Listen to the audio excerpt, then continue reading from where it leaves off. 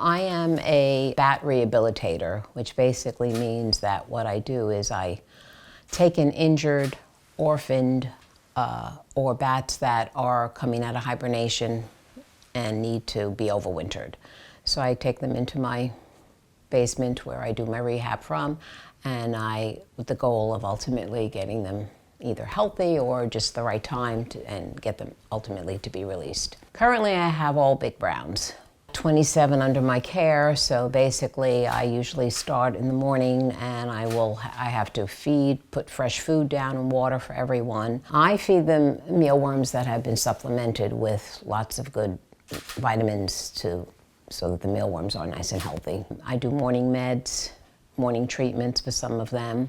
I will clean out their cages, and then oftentimes in the night I might have to do for some of them a second feeding or second round of medications, depending on the individual bat. I will assess their flight ability. So I have 10 set up right now. And once they are flying well enough, then I will release them. I release them into a suitable habitat.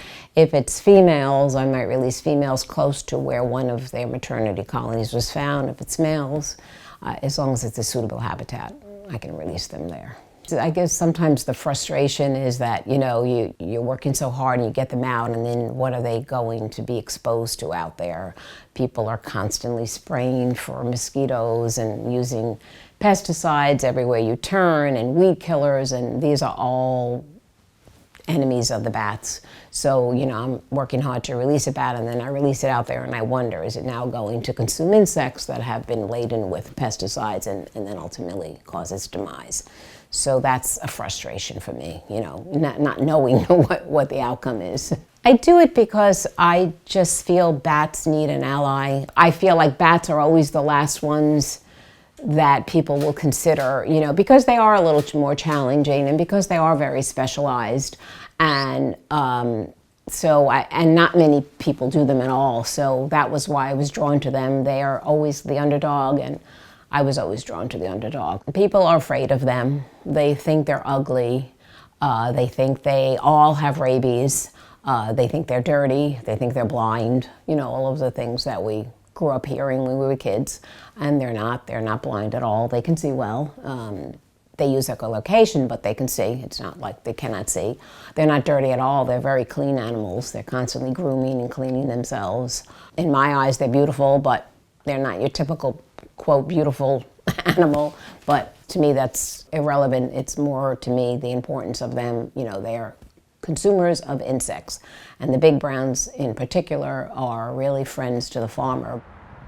So we're going to have a fundraiser with Fang Around in York. The purpose of the fundraiser is for me to finally get an outdoor flight tent, which is actually, they started work on it already. It's been a dream of mine because right now when I get my pups in, which is like June, I have to transfer them to Diamond Rock where she has an outdoor, and it's getting more and more complicated because she's got a lot and I have a lot, so trying to work that out. So with me having my own flight cage outside, which is important for the pups that they do spend time outside, it'll just make it much easier for me.